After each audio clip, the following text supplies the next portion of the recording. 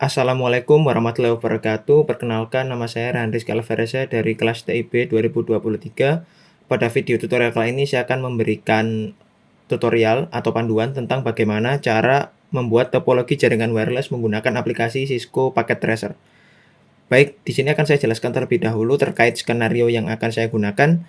Jadi pada percobaan kali ini kita akan melakukan simulasi terhadap jaringan wireless bridge dengan menggunakan metode AUT atau metode autentikasi keamanan dan tanpa autentikasi keamanan.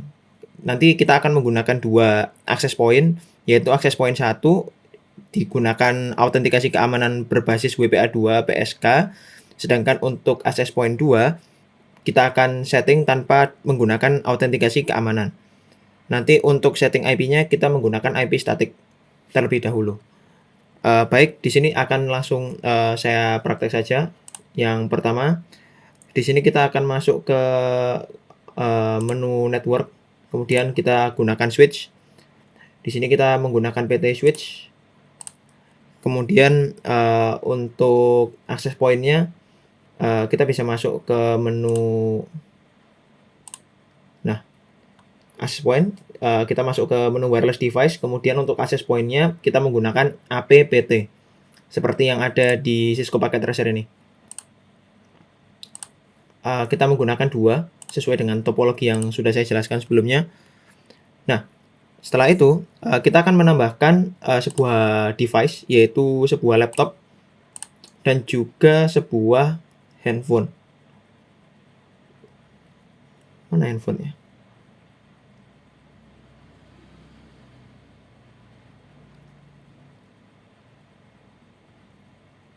Nah, ini sebuah smartphone. Nah, setelah kita melakukan simulasi seperti ini, nah ini maka smartphone akan langsung terkoneksi karena untuk access point-nya sendiri kita masih open. Jadi kalau misalkan ada sebuah WiFi public, maka smartphone akan secara otomatis terkoneksi dengan WiFi public tersebut. Sebagaimana yang ada di dunia nyata, di mana ada sebuah access point atau router yang tidak terautentikasi keamanan, maka ketika kita menyalakan WiFi akan secara otomatis terkoneksi di smartphone kita. Nanti akan kita setting. Nah, selanjutnya kita akan lakukan setting terhadap access point 1. Nah, kemudian di access point 1 ini kita masuk ke port 1. Nah, di port 1 kita beri nama untuk SSID-nya, karena ini masih default, kita beri nama SSID-nya sebagai AP1 alias access point 1. Untuk channel dan segala macamnya ini kita biarkan saja. Kemudian untuk authentication-nya kita menggunakan WPA2 PSK sebagai autentikasi password yang harus dimasukkan oleh user ketika ingin terkoneksi ke access point ini. Di sini kita menggunakan password 123456778 untuk memudahkan. Untuk tipe passwordnya kita biarkan saja menjadi AS. Setelah itu maka smartphone akan terkoneksi ke access point 1 atau access point 2 di sini. Saya namai saja biar tidak bingung. Access point 1. Kemudian di sini access point 2. Nah, mengapa smartphone terkoneksi ke access point 2? Karena access point 2 adalah public, tidak ada autentikasi. Jadi dia akan otomatis terhubung dengan access point yang kedua. Nah, setelah itu di setting access point 2, di sini kita lakukan setting di port 1 sama. Nah, di sini SSID-nya juga kita ganti dengan menggunakan access point 2. Nah, di sini access point 2 kita tanpa menggunakan metode keamanan ya, atau kita tanpa autentikasi keamanan. Jadi di sini settingnya kita biarkan saja. Untuk encryption tab-nya juga kita disable. Nah, maka smartphone ini akan berhenti terhubung. Nanti akan terhubung secara otomatis karena sistem dari Cisco Packet Tracer ini perlu refresh waktu. Nah, setelah itu kita akan melakukan setting terhadap sebuah laptop. Sebuah laptop di sini kita perlu setting, di mana laptop ini masih belum ada modul wirelessnya. Nah, caranya di sini kita perlu off terlebih dahulu. Untuk laptopnya ini ada button di sini kecil, sepertinya kelihatan ya. Kemudian card di sini kita lepas dulu softwarenya nih, hardwarenya. Nah, setelah itu kita tambahkan modul namanya WPC 300N. Kita masukkan ke sini. Ini adalah sebuah NIC ya. Kalau misalkan kita di real life sedang melakukan konfigurasi hardware gitu. Nah, ini seperti sebuah NIC yang, wireless adaptornya laptop lah. Nah, setelah kita pasang kemudian kita on-kan lagi. Nah, ini sudah kembali menyala. Nah, maka secara otomatis, akan muncul interface wireless karena kita sudah, menggunakan hardware wireless ya di sini, kita seperti analogi ke NIC. Nah, setelah itu, kita ingin menghubungkan laptop ini dengan, access point 1. Nah, bagaimana caranya? Caranya di laptop, kita setting di sini, di wireless 0. Nah, di wireless 0 ini kita setting, untuk SSID-nya, kita menggunakan, AP1. Access point 1 sama. Nah, kemudian, untuk autentikasi keamanannya kita menggunakan WPA2 dan kemudian kita, masukkan password yang sudah kita buat tadi 1 sampai 8. Sisanya ini, perlu kita biarin aja. Nah, kemudian, untuk IP address-nya harusnya dia, akan, terdeteksi secara otomatis ya. Setelah itu kita, silang.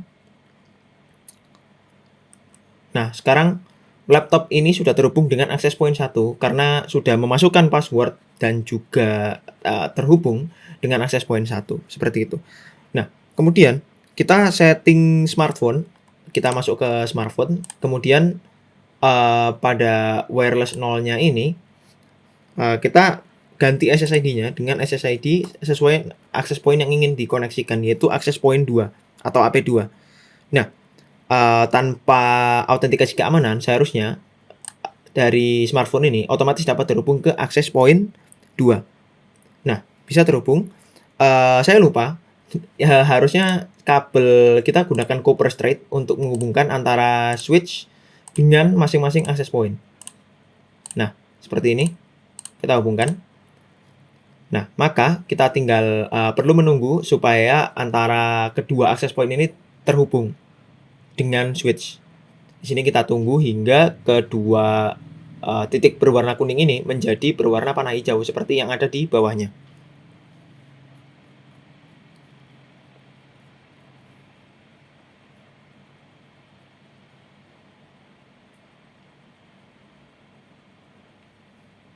Nah, yang di sebelah kiri sudah menyala hijau. Nah, sekarang keduanya sudah menyala berwarna hijau. Nah, di sini, untuk melakukan testing bahwa laptop sudah terkoneksi dengan smartphone atau belum, nah kita, akan menjalankan sebuah perintah ping dari laptop ke smartphone. Nah, kita lihat, di laptop ini, IP configuration-nya adalah, seperti ini, kurang lebih. Jadi di sini kita ingin melakukan ping terhadap smartphone, kita cek di smartphone, di IP configuration-nya. Oh, DHCP failed.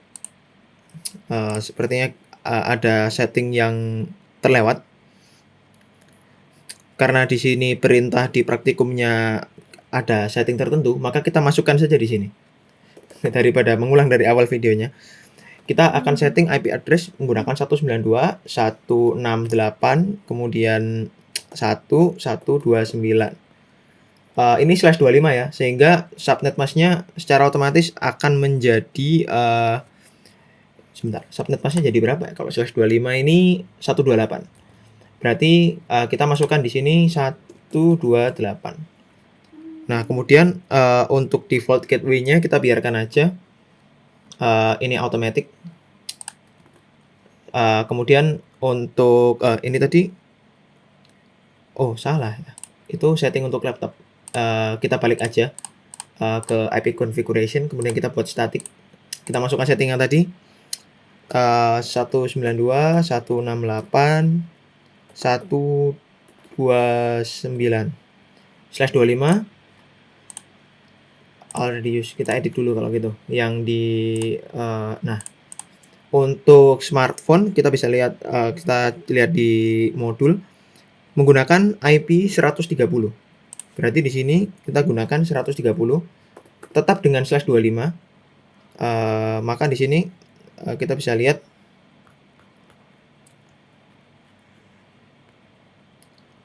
125 kita gunakan 128. Ini kita biarkan saja. Setelah itu kita masuk ke laptop, kemudian di IP configuration-nya kita masukkan 192.168.1.129/25, maka 128. Nah, setelah itu kita close. Nah, di sini bisa kita lihat bahwa keduanya masih dapat terkoneksi ya. Kita cek di smartphone apakah bisa. Nah, ternyata sudah di set. Setelah itu kita coba lakukan ping dari laptop. Kita gunakan command prompt.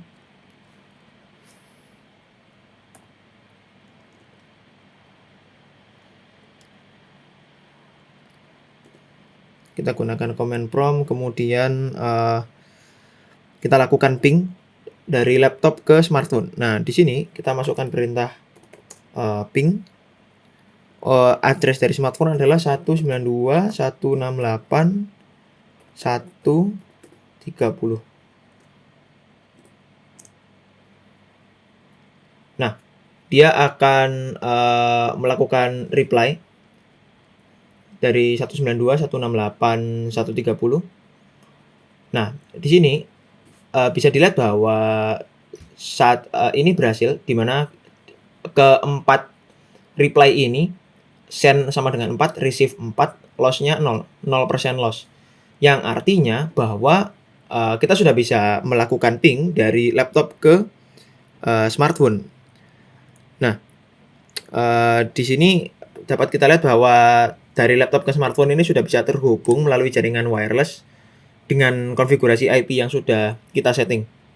Nah, selanjutnya kita akan masuk ke konsep praktikum berikutnya, yaitu dengan menggunakan DHCP. Sebetulnya penggunaan DHCP ini cukup simpel, di mana kita hanya perlu menambahkan sebuah server di sini. Di sini kita beri nama DHCP server.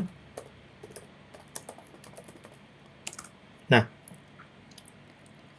di DHCP server ini, maka kita akan lakukan setting terlebih dahulu. Caranya kita lakukan setting di sini. Kita masuk ke fast Ethernet. Nah, pastikan juga port status dan segala macamnya ini menyala. Nah, di sini kita gunakan statik ya. Untuk IPv4 address-nya, di sini kita gunakan 192.168.1.253.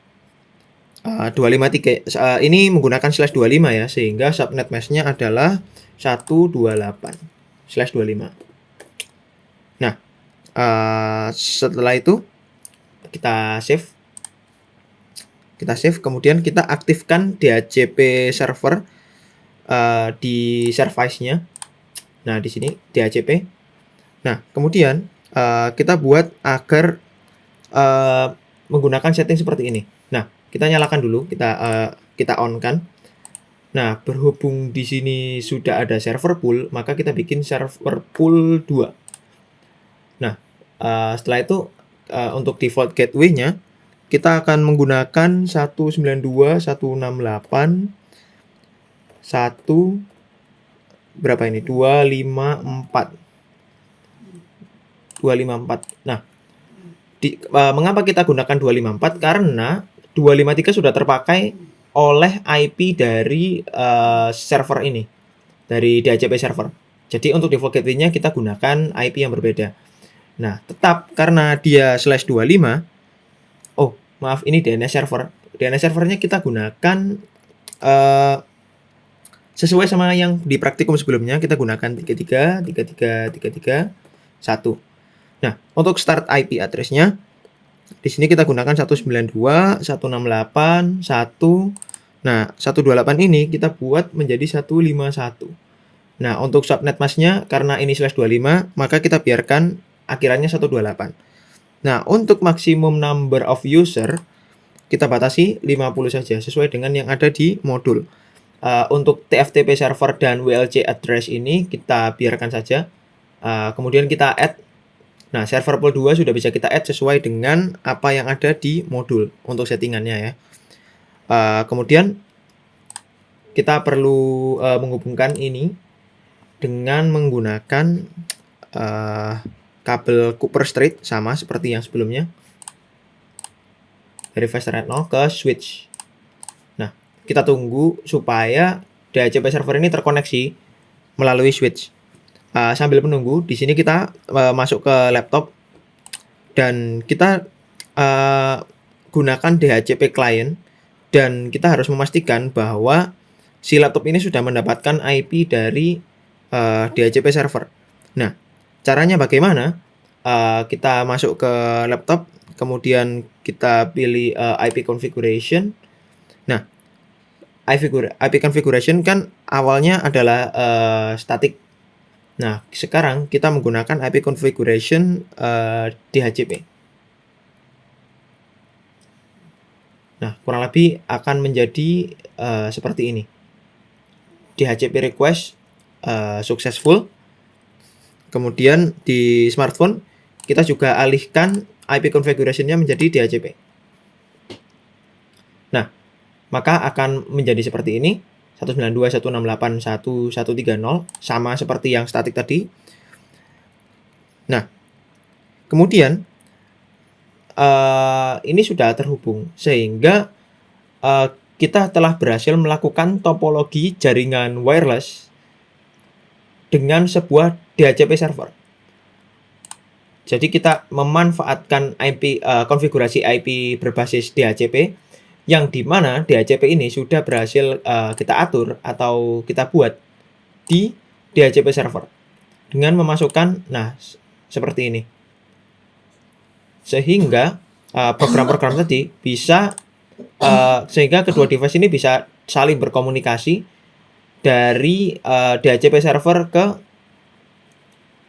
access point dan juga device-device ini. Nah, kita coba tes lagi apakah kedua device ini masih bisa berkomunikasi. Kita lakukan komen yang sama. Di sini kita akan lakukan ping terhadap smartphone. Apakah bisa? Nah, ternyata bisa. Jadi tidak ada package loss.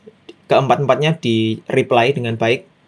Maka di sini praktikum kita tentang jaringan wireless sudah berhasil kita lakukan, di mana access point 1 dengan memasukkan password dengan tipe WPA2 PSK, dan access point 2 kita menggunakan non-authenticate atau WiFi public lah secara nyatanya, dengan konfigurasi IP DHCP yang diatur di DHCP server dengan DNS 33.33.33.1.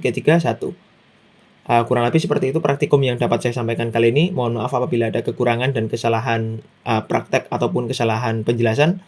Selebihnya mohon maaf. Terima kasih. Wassalamualaikum warahmatullahi wabarakatuh.